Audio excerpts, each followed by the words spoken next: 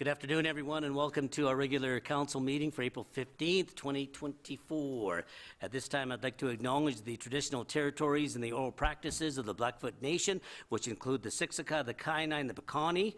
We also acknowledge the Tsuut'ina, the Stoney Nakoda First Nations, the Métis Nation District 4, and all people who make their homes in the Treaty 7 region of southern Alberta.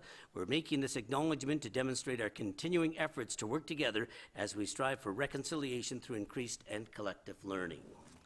Moved by Councillor Goodenough that the agenda be adopted as amended by adding agenda item 12B, business interests of a third party held confidential pursuant to section 16 of FOIP.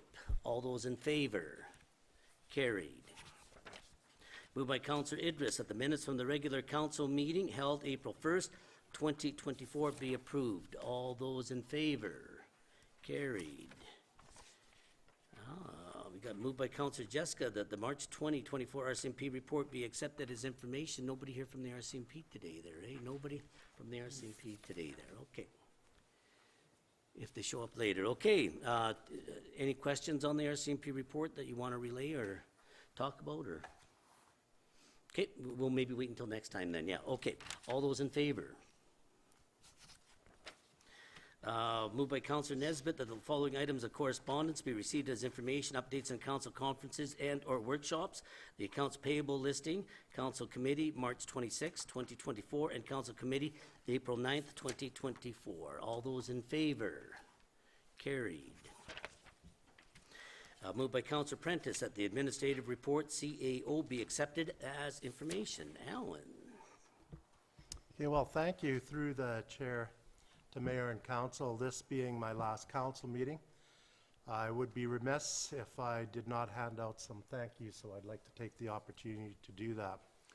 First, I'd like to talk about my management team and thank my management team. One accomplishment, I gotta pull it out, or did you guys move it on me? You guys moved it on me. But one accomplishment that I'll never forget is when our senior management team won the Dedicated Senior Management Team Award in 2015. This is awarded jointly by Alberta municipalities, or the so-called now Alberta municipalities, and the Society of Local Government Managers. It was an honor to go up and accept this award on behalf of the team. A lot of that winning management team is still with us, and the dedication to this community by these team members remains unwavering. And it actually has assimilated into those members that have joined us since that time. The team members now include, and some of them were there before, Amanda Peterson, Amy Romans, Bruce Thiessen, Don Sari, Jenny Wallace, Kevin Swanson, Lisa Tiffin, Randy McPhillips, Shelley Thomas, and our newest member, Shireen Zamil. I want to extend a sincere thank you to all of you for making my job easier. I would choose this team over any other team in the province. And of course, there's the staff that you guys have brought along the way to help your jobs easier. So thank you to all of you. I've also had the pleasure of working with 3 mayors, and those have included Martin Shields, Barry Morishita, and you, John Petrie. I was fortunate to get to work with all 3 of these individuals. Through my peers, I think I had it lucky compared to what some of them had to go through. And so every one of them, all 3 of these, their dedication to the community is unbelievable to see what they did and what they want to do for the community. And of course, mayors don't govern alone. They have councillors right there beside them. Maybe sometimes they get in their way, according to a mayor. But, you know, I want to thank all the councillors that are here today and all of them that I've worked with. They've given me the opportunity to serve the community as we work together, striving to benefit the community. And finally, the community itself. It's been a pleasure serving and raising my family in Brooks. And as it says up there, to me, Brooks truly is a community I am proud to call home. Thank you. Okay. Thank you. I have a few words, but I'll save it to the very end there, too. I think so. Dawn's crying back there. Get him a tissue there, Jenny. Okay, we'll say a little bit more at the end there. Okay, to the motion, all those in favor? Carried. Okay, moved by Councillor Wardrop that the May 12th, 2024 be, hereby proclaimed as fibromyalgia,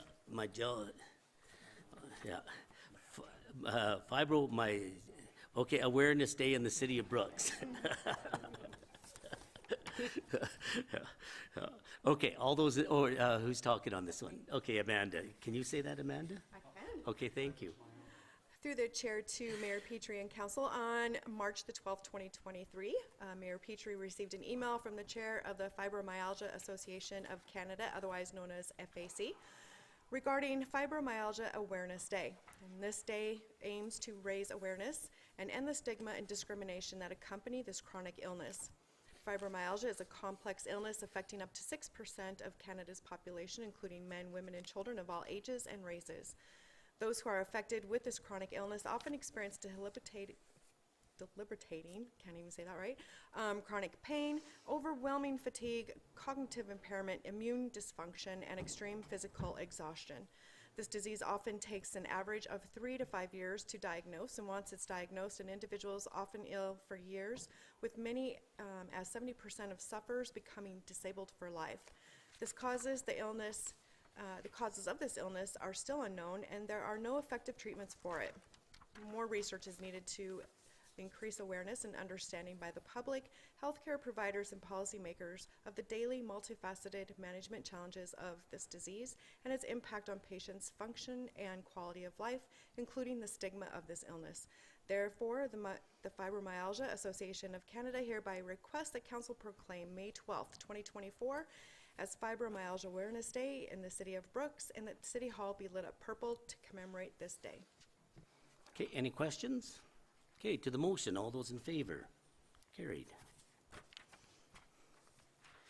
Moved by Councillor Idris that April 28th, 2024 be hereby proclaimed as a day of mourning in the City of Brooks. Amanda. In Alberta and throughout Canada, April 28th has been designated as a day of mourning each year to commemorate workers who have been killed, injured, or become ill due to work-related incidents or work-related tragedy. In 2023, the province of Alberta lost 165 men and women to workplace injury or illness. These losses have a profound impact on families, friends, co-workers, and employers.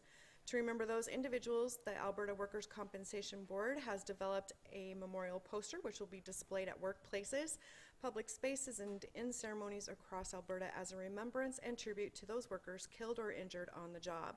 The Alberta Workers' Compensation Board is asking that the city display the poster and lower its flags to half-mast to mark April 28th as National Day of Mourning, to not only remember those workers, but also show support for prevention of future workplace injuries, illnesses, and deaths.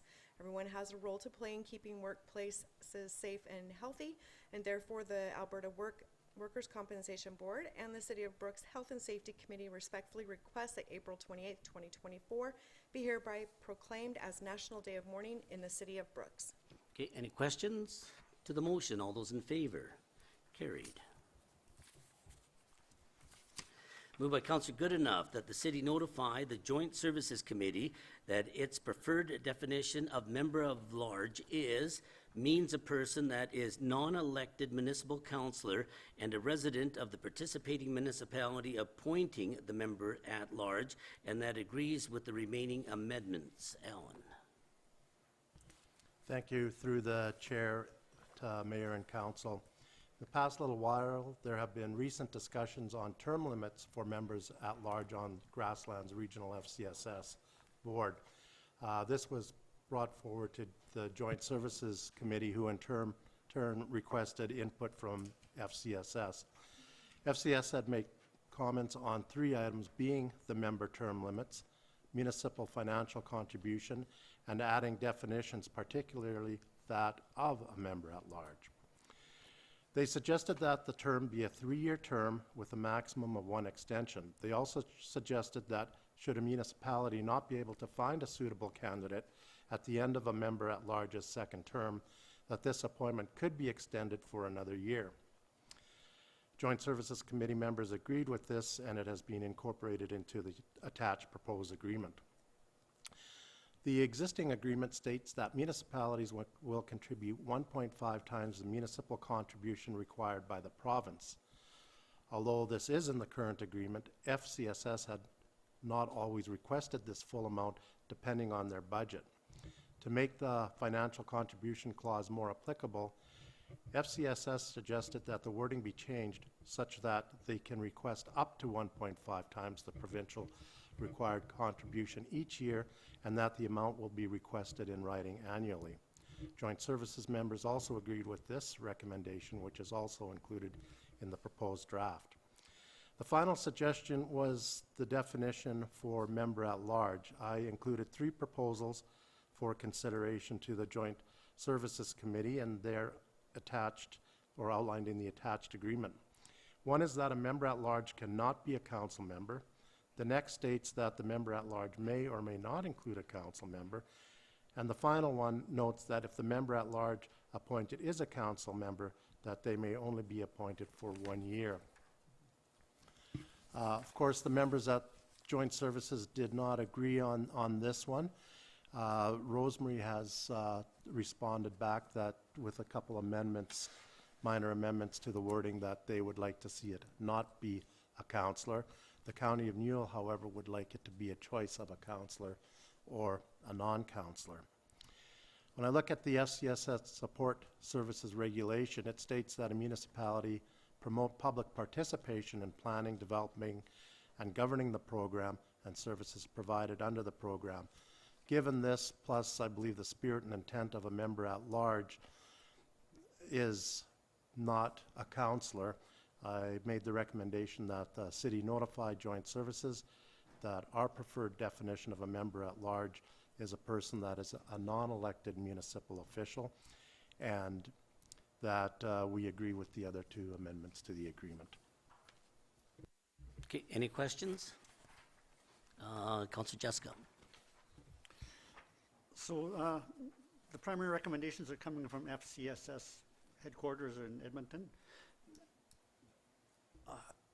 Through the chair to Councillor Jessica, this is our FCSS, our local Grasslands FCSS board that gave the 2 recommendations on the financial contribution and the term limits, and they didn't make a recommendation on the definition of a member at large, but requested that we look at one.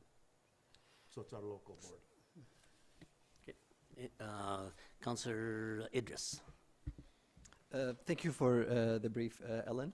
My question is, let's say we pass this motion and we go to Joint Services, and another municipality doesn't agree with this motion. What would that look like going forward? Thank you for the question through the chair to Councillor Idris. When I thought of that, if we agree with the other definition or the other amendments, we can put those in there. If we don't agree on any change to or the inclusion of a definition, we just wouldn't have it in there. It would stay without being defined, and each municipality could basically do what they want unless another municipality takes issue with the way they're doing it, and you would have to go from there then.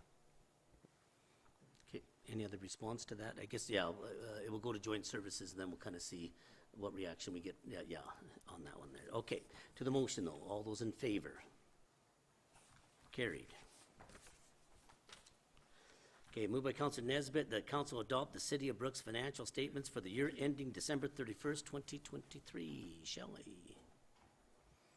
Thank you very much. I think Bruce is going to drive my presentation. So I'm very pleased to present the City of Brooks financial statements for the year ended December 31st, 2023. Pursuant to Section 276 of the Municipal Government Act, municipalities are required to prepare annual financial statements in accordance with Canadian public sector accounting standards. And those statements, along with the auditor's report, must be available to the public prior to May 1st of the following year. So the City of Brooks financial statements have been audited You can flick that one, thank you. They have been audited by KPMG LLP, and their audit report is included with the statements being presented today.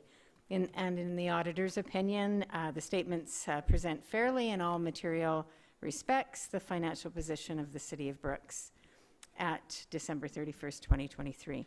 So I will be presenting the financial statements today and attempting to illustrate what the numbers are disclosing. So rather than going through the statements, I'm just going to focus on the main two statements, and I'll just point out a few changes which occurred through the years, the impact of those changes on our financial health, and the events which caused or contributed to those changes.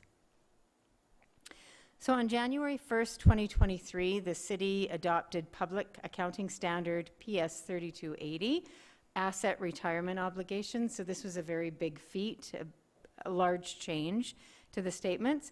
The new accounting standard addresses the reporting of legal obligations associated with the retirement of certain tangible capital assets.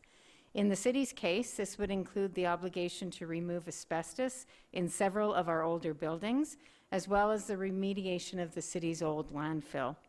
The liability for the old landfill had been previously recorded separately, and now in 2023, it's a part of the asset retirement obligation liability. So we just really moved it over to the new liability that we're expressing on the statements.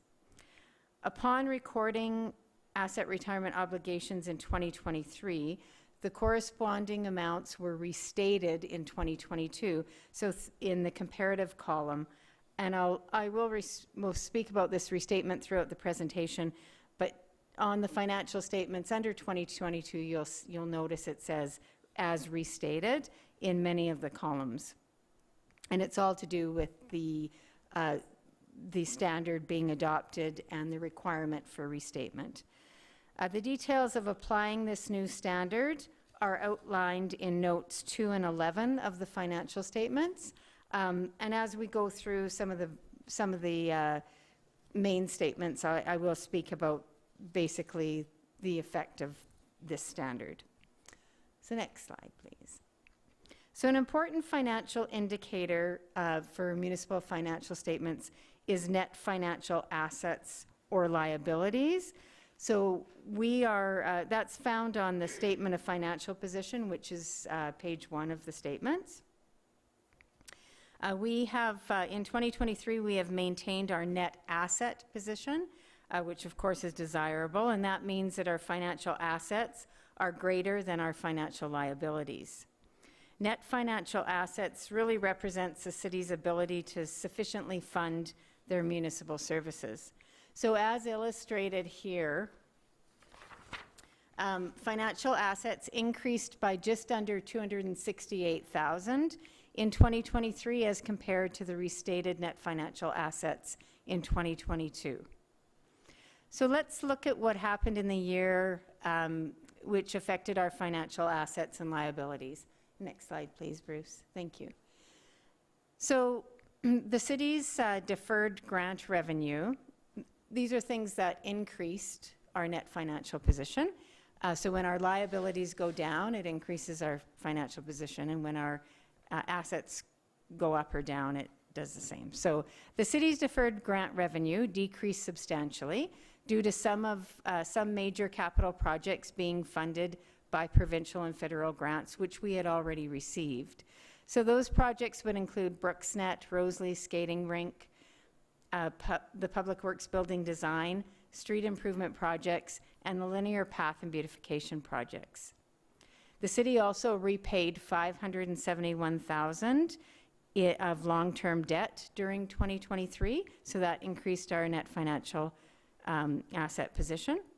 And some of the things that decreased our net financial asset position are in 2023, the city entered into a payment arrangement with the RCMP, which established the payment terms for the $628,500 that the city is obligated to pay due to retro pay for RCMP officers as far back as 2015.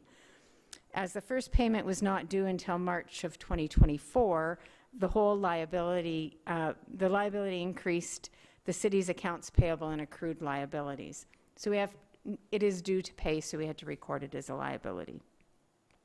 Pursuant to adopting the new accounting standard, asset retirement obligation was recorded in 2023 for $2,776,631. The financial statements were also restated to illustrate the liability at December 31st, 2022. So that has been recorded as a liability due to the new standard, and that really reflects the amount today that we can expect to pay to remediate the buildings that we've identified and the remainder of the landfill liability. So the statement of financial position also illustrates the value of the city's non-financial assets. And non-financial assets are those assets that are used for the purpose of delivering municipal services. So next slide, please. These include tangible capital assets, inventories for consumption, and prepaid expenses. So in regards to tangible capital assets, in 2023, the city invested just over $7.9 million towards capital projects, including our regular vehicle and equipment replacement programs. The major projects were our street improvement projects for $1.4 million, the continuation of BrooksNet project, which is still a work in progress, but in 2023, we spent $2.7 million. The completion of the JBS Canada Centre lighting retrofit for $162,000. Partial roof replacement at the JBS Canada Centre over the fitness centre and the lower flex hall, and that was $226,000. Various projects at the CRA totaling $997,000, and that includes the lighting retrofit, the weeping tile replacement, the ice plant floor replacement, and the boiler replacement.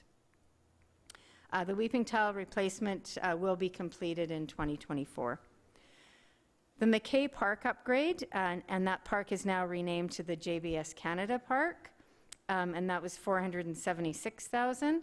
And linear trails and beautification projects, including the trail work around the JBS Canada Park, was $163,000. Rosalie Skating Rink upgrades, $137,000.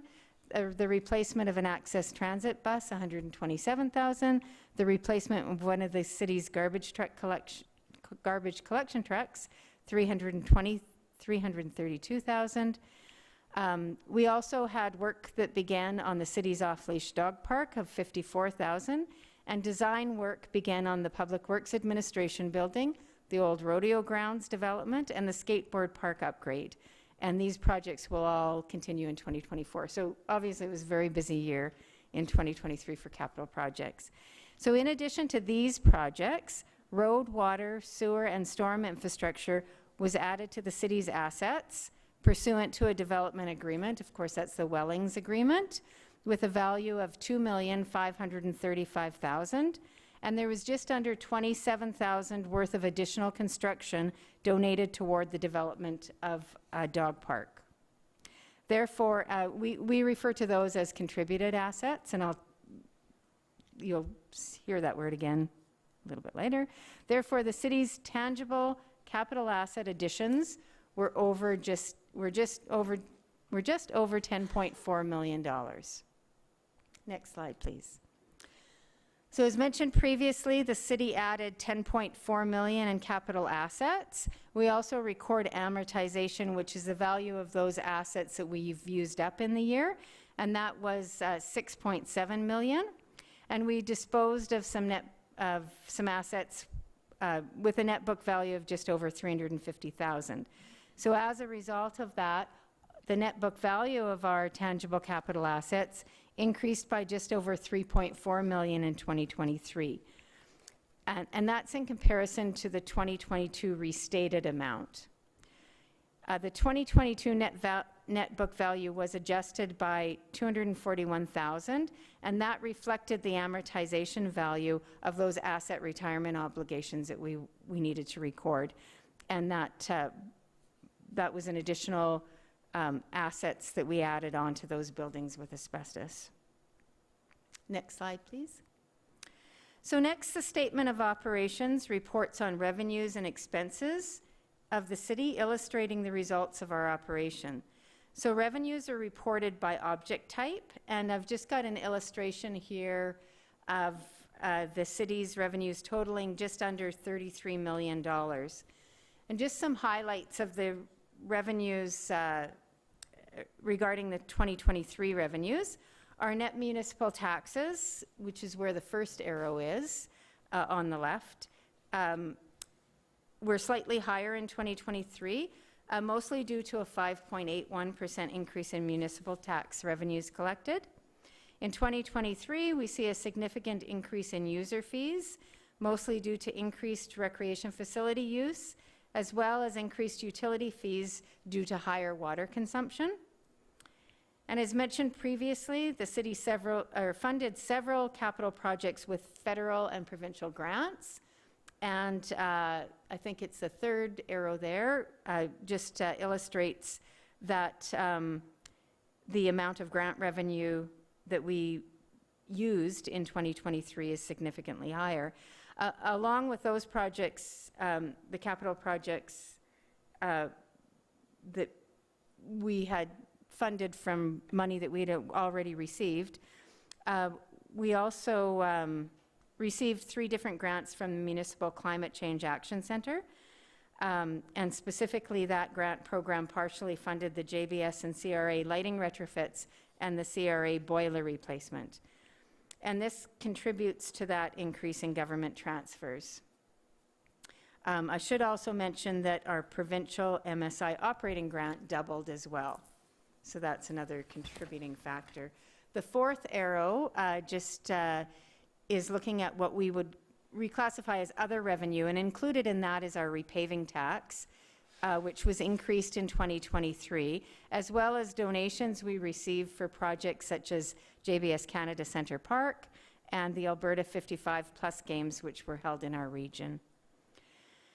And finally, or almost finally, I've mentioned the contributed assets in 2023, specifically the assets from the Wellings development of road, water, sewer, and storm infrastructure, as well as those in-kind donations from the dog park construction. And that's why those were higher than last year. And now, finally, investment income also increased due to a substantial increase in interest rates in 2023. So next slide. So our expenses are reported by function or department. So here's an illustration of the city's expenses for 2023, totaling just over $34.8 million. Some noteworthy comparisons are, once again, our recreation costs increased with the facility usage, and that corresponds with our user fee revenue increase. Expenses and protective services were significantly higher due to the RCMP retrofit, which was billed to the, RetroPay, which was billed to the city in 2023. And expenses were higher in the water function, mostly due to high purchases of water due to increased consumption and more costs relating to water breaks in 2023.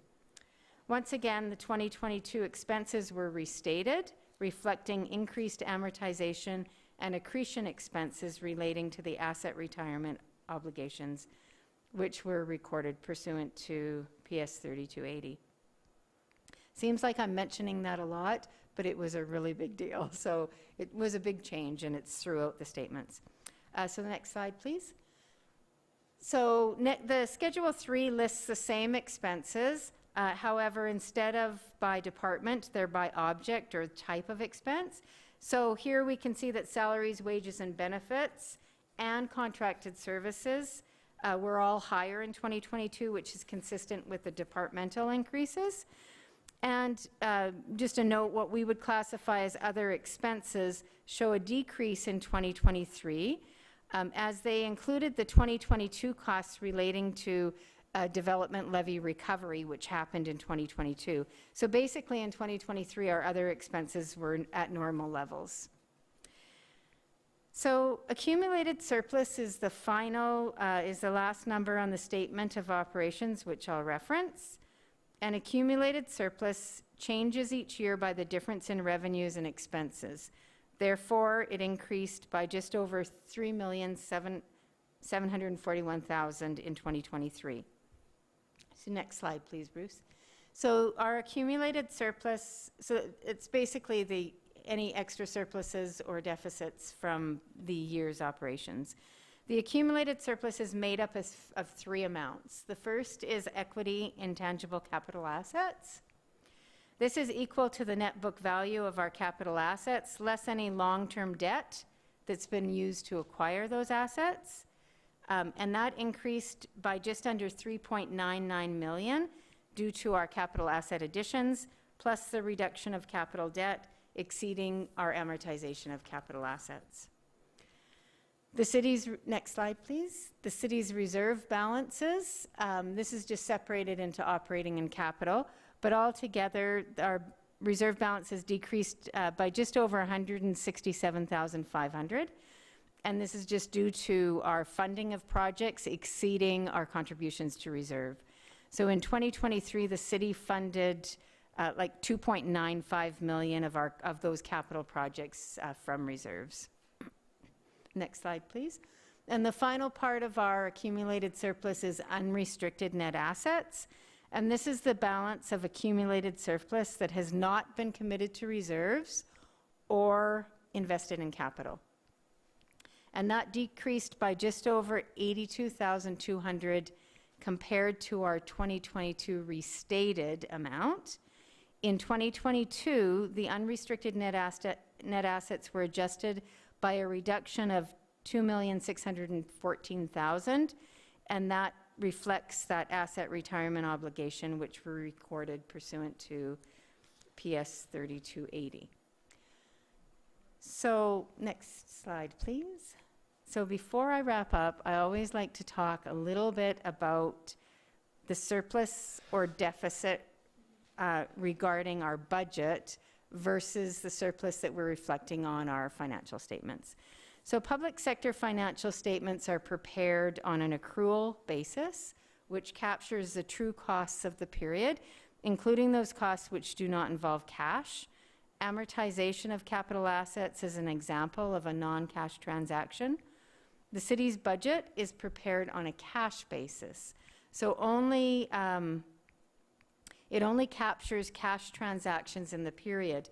And we do it this way because it allows us to establish the amount of money that we need to raise in taxes.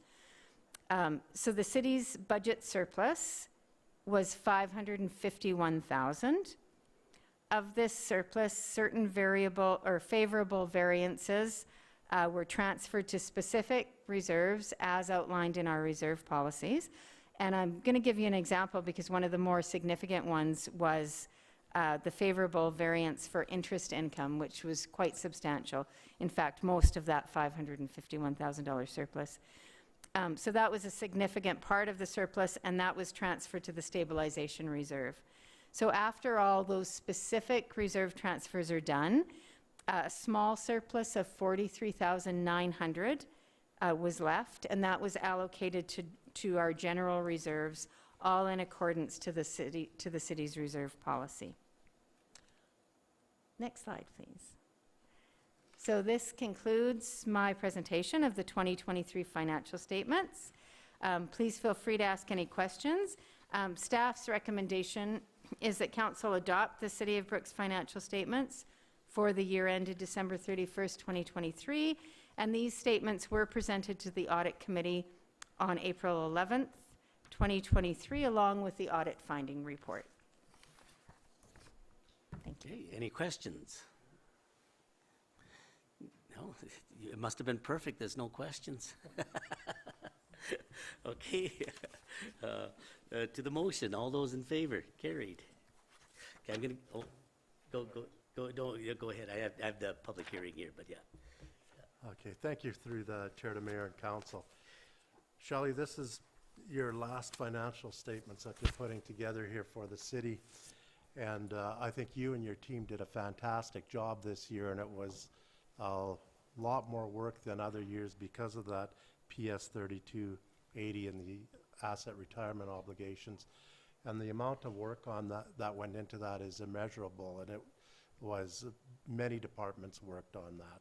So, as usual, a great job, and so a lot cleaner than when I used to do the financial statements here, that's for sure. Go ahead, Shelley. Thank you, Alan. With that being said, I would really like to thank the Asset Retirement Obligation Committee that we established, and included on that committee was Don Sari, Manager of Works and Utilities, Todd Smith, Facilities Supervisor, who they both contributed a great deal of all the things that I didn't understand.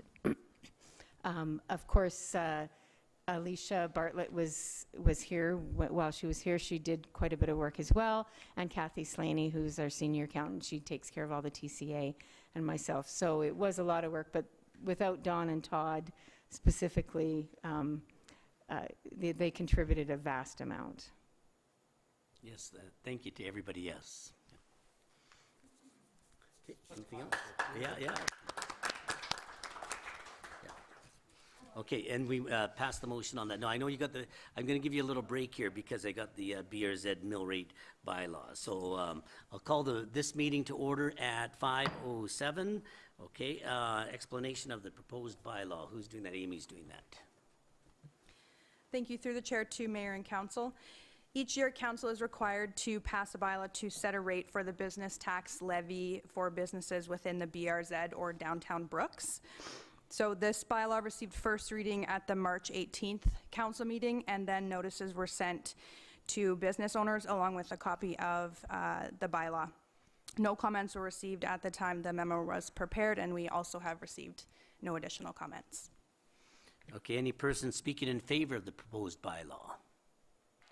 I see none. Any person speaking in opposition of the proposed bylaw? I see none. Any final comments? No final comments, so I'll adjourn the hearing at 5:09. Okay. Now, moved by Councillor Prentice that the financial variance report for March be accepted as information. Welcome back. Thank you. Through the chair to mayor and council, I promise this is a short report. This report finds the city approximately 28% of the way through the 2024 year, and attached are the reports which compare actual year-to-date costs with the 2024 budget. Overall, we're in line with our operating budgets, considering the timing of certain revenues and expenses. The only notable variance since my last report would be that the city received just over $15,000 in regards to the Wellings development and pursuant to the subdivision requirements. This cash in lieu of municipal reserve will be transferred to a reserve fund of the same name to be used specifically for purposes outlined in the MGA. There are no capital variances to report at this time as our capital projects progress. So the recommendation is that this report be accepted as information. Okay, any questions on the variance report? I see none. Okay, to the motion, all those in favor? Carried, thank you.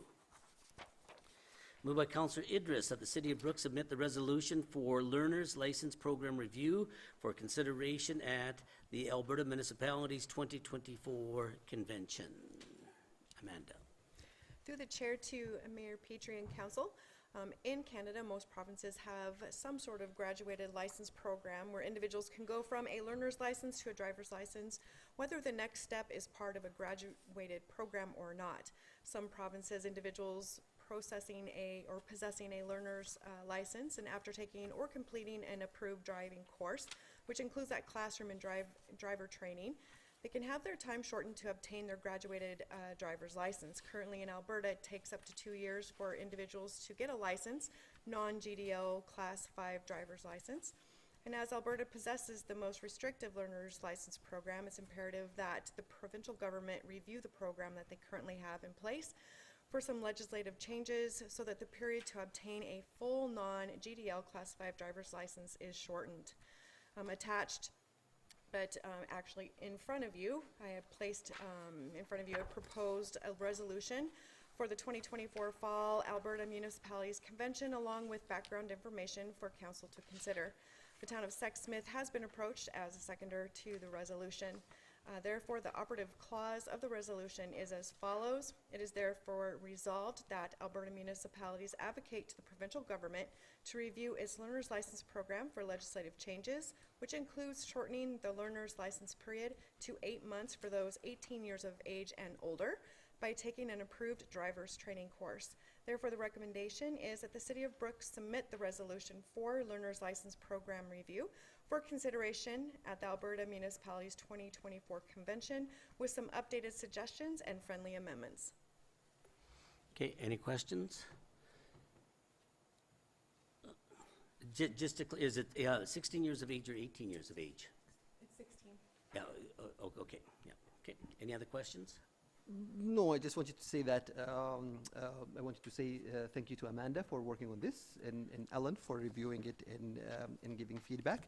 The amendments that were suggested today was the result of some more feedback from Alberta municipalities, and I think the main thing that I felt that they were trying to, and I remember the motion we had, or the resolution we had a couple of years ago regarding the school board and changing few things in the curriculum.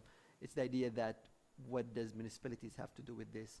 And that is why we added 2 whereas clauses that talks about the quality of life for people and the idea of rural Alberta's lack of public transportation, and to make it that more clearer. I think with these changes, I'm very hopeful that it will go through. Thank you. Yeah, that adds some clarity to it. Good, thank you. Okay. To the motion, all those in favor? And you'll be presenting that at Alberta Municipalities. Perfect, yeah. Okay, moved by Councillor Wardrop that council award the dog park fencing project to the Bobcat Guy of Brooks, Alberta in the amount of $49,420 exclusive of GST. Lisa. Thank you. Through the chair to mayor and council. Development of the Brooks Dog Park continues, and as spring approaches, staff is looking forward to finishing the remainder of the work. The most impactful item that's left to complete is the remainder of the perimeter fencing. So this remainder of the perimeter fencing would be an additional 8.5 acres, and it's something about 750 linear meters of fencing. A request for quotation was released in early March and advertised through the Alberta Purchasing Connection and the City of Brooks website. The RFQ closed on March 29th, and we received 12 submissions. A total of a breakdown of the quotes are attached. We had budgeted $60,000 for this additional fencing to be done, and quotations were evaluated based on the price, the references supplied, and the warranty. Based on these factors, staff is recommending that council award the job to the Bobcat Guy of Brooks, Alberta.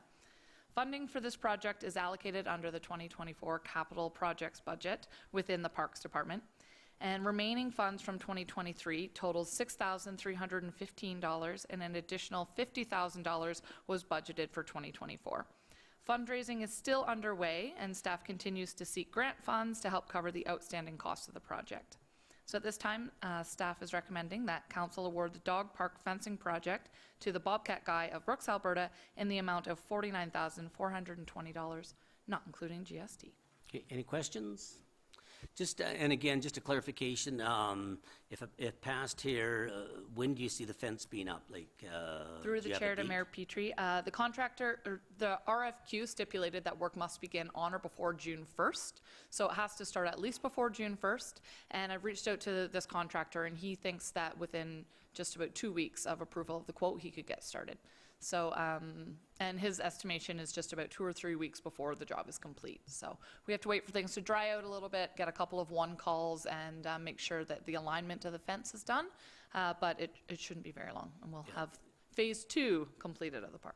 Yeah, short period of time, actually, there too. Okay, any other questions? Okay, to the motion, all those in favor? Carried. Moved by Councillor Jessica, the bylaw 2411 be read a second time.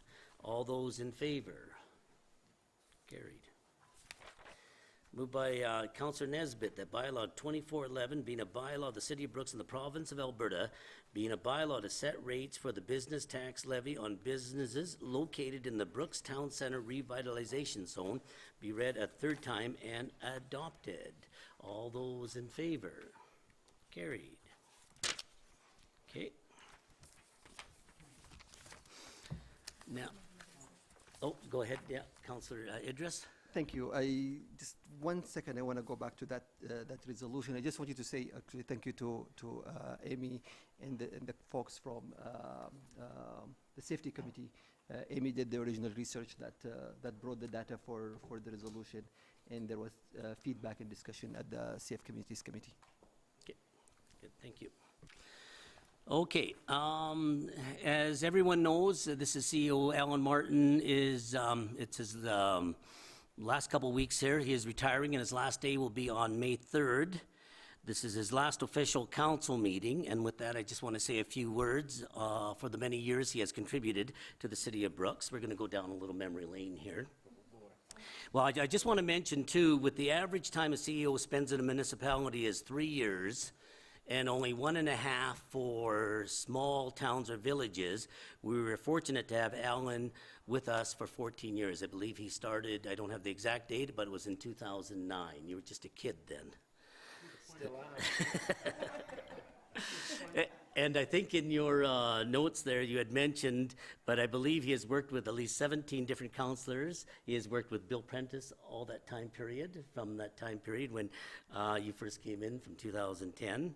And he's worked for 3 different mayors, as you mentioned on that too. Now, in that time period, with Alan at the helm, the city had some major projects. He started here just when the Centennial Regional Arena had opened, but he had to guide staff in managing that facility over the years, and in the last couple of years, work on some major projects of that facility there. Plus, he had to manage the demolition of the old Centennial Arena, which is now the parking lot of the JBS Canada Centre. Other big projects in his time period there, and I probably am missing a few of them, but these were the big ones here too. 2014, the Elks Field of the Quad Ball Diamonds officially opened in Brooks, and Brooks was accepted into the Western Major Baseball League, and we had the Bombers after that. In 2017, the city opened up its new library, which is state-of-the-art, along with the state-of-the-art field house. That was 2017. And when I'm giving tours of that facility, everybody says how impressed they are with both that library and with the facility, from the swimming pool to the field house to the flex hall there too. Again, these were some of the bigger projects. Well, Alan was at the helm there too. Now, in the last 14 years, there have been some challenging times in the community, and I'll go back to 2012 when an E. coli case hit Lakeside Packers. Workers were laid off, and the community came within a thread of losing that plant. And I cannot imagine the stress that you guys at City Council went under at that time period there. The city, under Mayor Martin Shields, his council, and administration under Alan, had to work with the company, staff, and Grasslands FCSS to look after the workers who were laid off during that time period there. Luckily, the plant was purchased by JBS Foods, and the plant was saved. The next year, 2013, the Bazzano Dam came within a whisker of collapsing, and if that would have happened, it would have been economically devastating for the Brooks Newell region, and again, Alan and the city had to be prepared for that. Then, a year later, oil prices in Alberta climbed to $115 to $120 a barrel. The community was buzzing again with a lot of activity, but 6 months later, oil prices were cut in half, and many oil and gas companies that made Brooks home had gone belly up or left. Again, another challenging time for the community, and the community felt that impact there. And I think probably the major crisis that Alan and the city had to deal with, along with the rest of the world, was the pandemic in 2020. City facilities had to be closed and staff had to be laid off. And I know with Alan, it wasn't very pleasant when he had to do that. The city, and just little numbers here too, Lisa might be able to correct me on that, but I remember the city of Brooks hit a high of 846 cases on May 2nd, 2020. Brooks was getting national attention, and not for the good. After all, we had the highest per capita cases in Canada, and that was very worrisome for the residents and for City Council and for administration. Now, with those numbers so high, former Mayor Brooks, Barry Morishita, councillors, and Alan and administration worked hard to get those numbers down. They had worked relentlessly in asking for assessment testing in the community here, if you remember that, and what we had to go through for that, and it worked. A month later, our active number of cases had dropped to just 8. Again, we needed somebody strong at the top to manage the community through these traumatic times. Now, there were some big events during Alan's time here too. The city hosted the 2010 Southern Alberta Summer Games, and that was the first time we had hosted those games in 30 years. We went back and we hosted them again in 2017. Brooks hosted the Cactus Pheasant Classic up until 2014. We had some of the best curlers in Canada and the world here. And I think one of the major events during Alan's time was when Brooks played host to the National Junior A Hockey Championship, still one of the major events this community has hosted in modern times. The arena was packed and the Bandits won the Centennial Cup. It was a great week out there when we hosted that event there too. Another big event was Brooks hosting the Plus 55 Alberta Games, again bringing positive attention to the city of Brooks. Now, all these events and many other were successful thanks to the help from the city, our facilities, from staff, administration, and from the person at the top there too. Now, these are just a few of the highlights that I can think of in Alan's term with the city, and there were many more he had to deal with.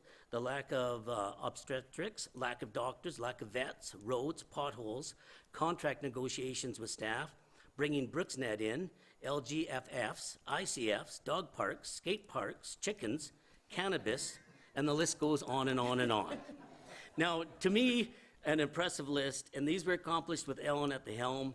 We thank you for your time with the city. It's an impressive legacy as you move on to your next phase in life, and I know you're a big Bandits fan, and I will see you at the arena there. So thank you very much, Ellen. Thank you, Mayor. Thank you, Mayor Petrie. It sure sounds like I spent a lot of taxpayer dollars.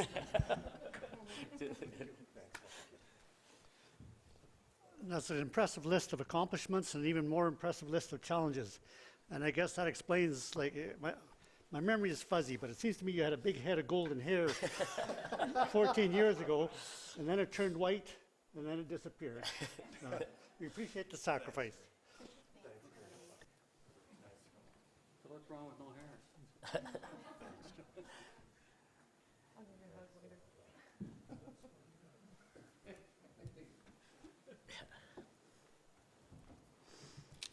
Okay, moved by Councilor Prentice. I don't know if Sandra's on the line there. I know she was watching online, but okay, if she has any questions, she can give me a call there. Okay, moved by Councilor Prentice that Council close the meeting to the public for Agenda Item 12A, Land Matter as per Section 16, FOIP, and Agenda Item 12B, Business Interests of a Third Party as per Section 16, FOIP, at 5:25 p.m. All those in favor?